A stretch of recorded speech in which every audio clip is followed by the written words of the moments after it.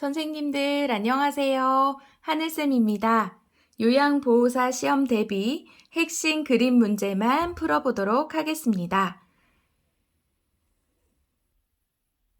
19번 문제. 그림과 같이 대상자가 누워서 엉덩이를 들어 올리는 운동을 하는 이유는 무엇일까요?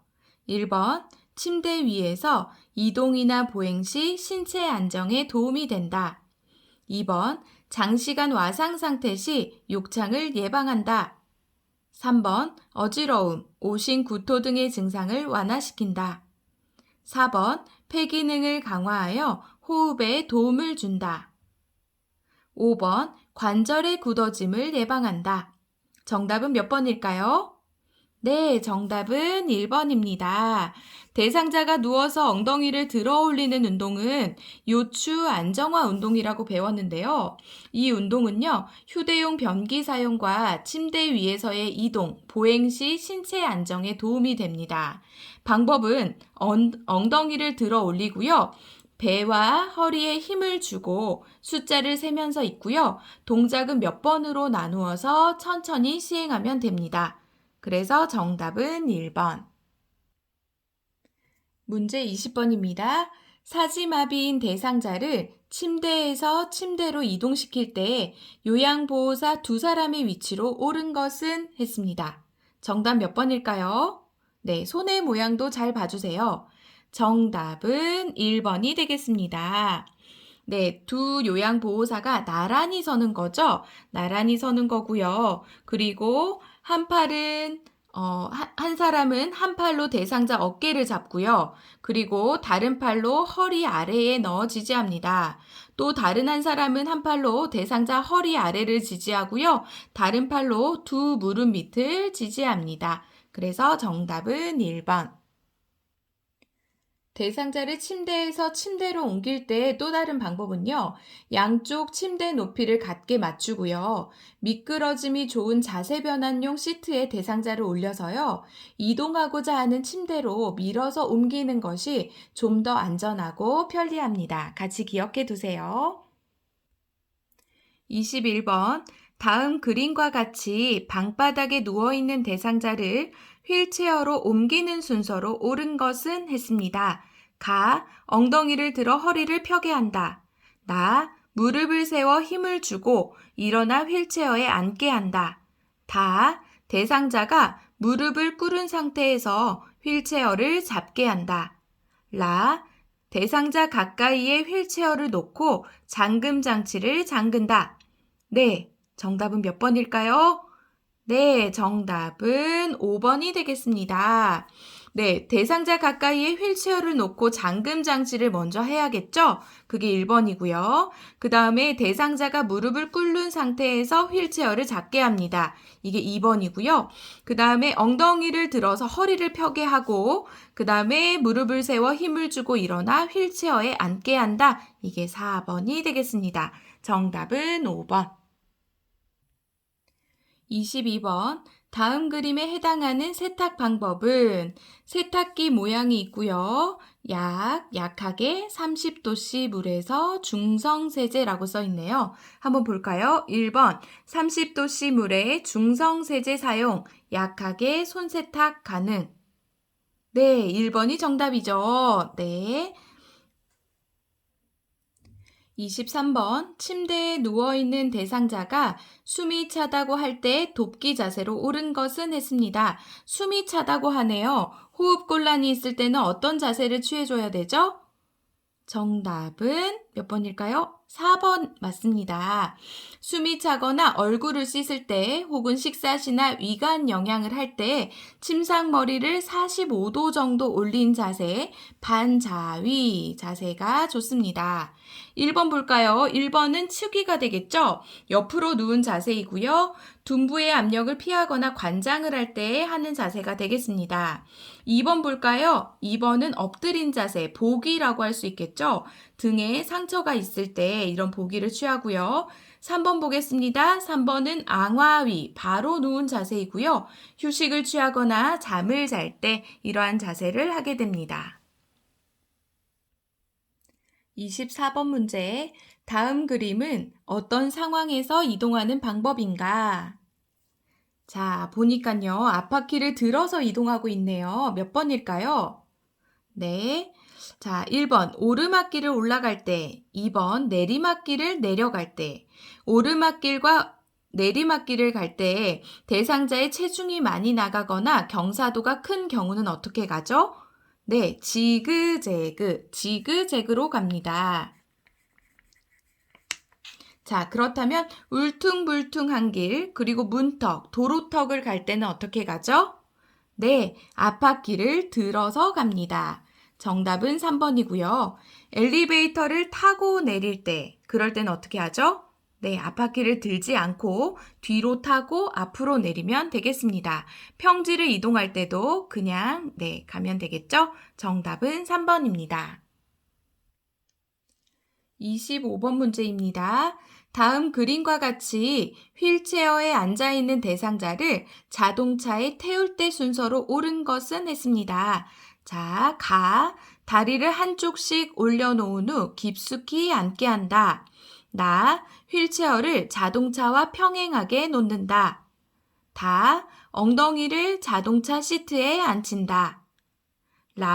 마비 측 무릎을 지지해주며 일으킨다. 자, 순서는 어떻게 될까요? 네, 정답은 5번이 되겠습니다. 첫 번째, 휠체어를 자동차와 평행하게 놓는다.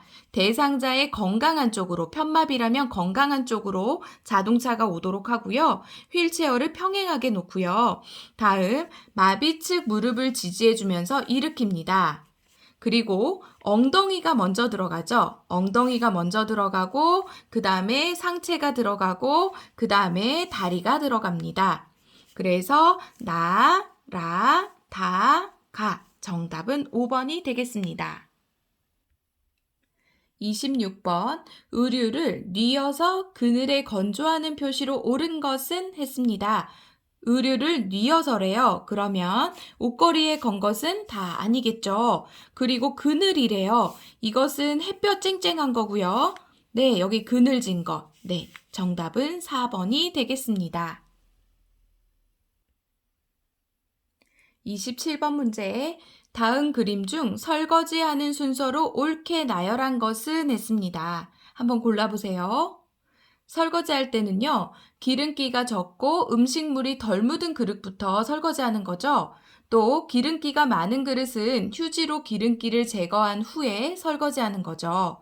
자, 순서 볼까요? 유리컵, 그 다음에 수저, 그 다음에 기름기가 적은 밥그릇, 국그릇, 그 다음 반찬그릇, 그 다음 기름 두른 프라이팬 순서입니다.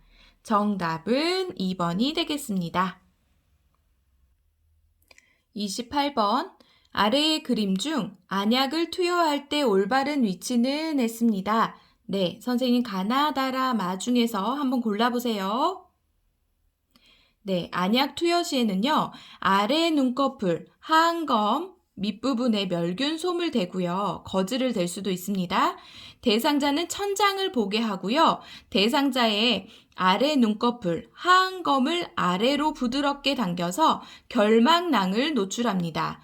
그리고 아래 눈꺼풀의 중앙이나 외측으로 1, 2cm 높이에서 안약 용액을 투여하시면 되겠죠. 네, 그래서 정답은 네, 마가 되겠습니다.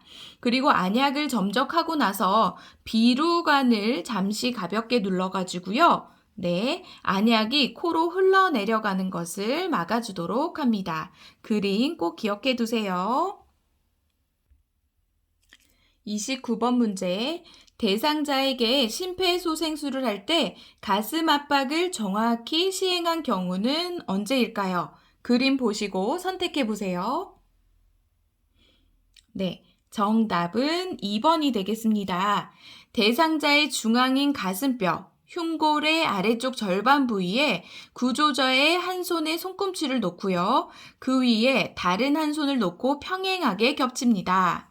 또 손가락은 깍지를 끼거나 펼 수 있고요. 구조자의 체중을 이용해서 압박하기 위해 양팔의 팔꿈치를 곧게 펴서요. 어깨와 일직선을 이루게 하고 구조자의 어깨와 대상자의 가슴이 수직이 되도록 합니다. 가슴 압박할 때는요, 1분에 100에서 120회분의 속도로 하고요, 5cm 정도 깊이로 눌릴 수 있도록 깊고 강하게 압박을 합니다. 30번.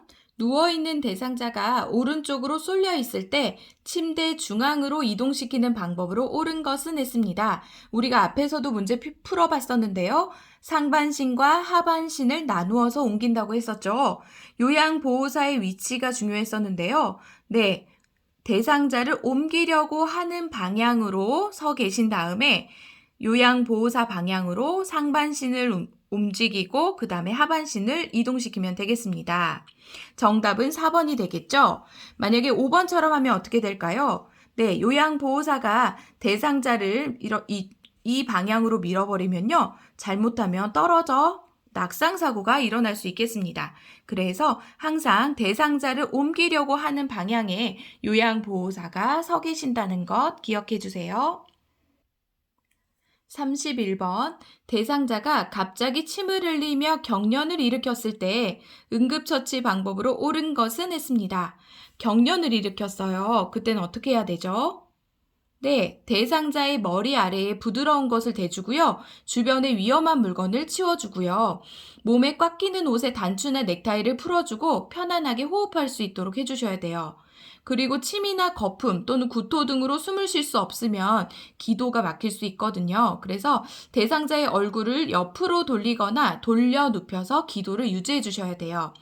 이물질은 혀나 입안에 상처를 내거나 호흡곤란을 일으킬 수 있기 때문에 입에 손수건이나 이물질은 넣어서는 안 됩니다. 그리고 경련은 보통은 1, 2분이면 끝나거든요. 그래서 대상자를 꽉 붙잡거나 억지로 발작을 멈추게 하려고 하지 말고 기다려 주시면 됩니다. 그런데 이 경련이 5분 이상 발작이 지속되면 즉시 119에 신고하고 시설장 간호사 등에게 보고해 주시면 돼요. 그리고 경련 시에 그 증상이 있는데 몸이 뻣뻣해지고 호흡곤란과 의식 변화가 있을 수 있고요. 침을 흘리거나 관략근이 이완되어서 대변이나 소변이 새어나올 수도 있습니다. 32번. 그림과 같이 오른쪽 편마비 대상자가 지팡이를 이용하여 경사로를 내려갈 때 이동 순서입니다. 내려갈 때예요. 내려갈 때는 어떻게 하죠? 지팡이, 마비된 다리, 건강한 다리 순서입니다. 그래서 지팡이, 그쵸? 지팡이가 아닌 거 먼저 지우겠습니다. 지팡이, 그 다음에 마비된 다리. 마비된 다리 어디죠? 오른쪽 편마비죠? 그래서 마비된 다리는 오른쪽 다리. 그 다음에 건강한 다리. 해서 정답은 1번이 되겠습니다.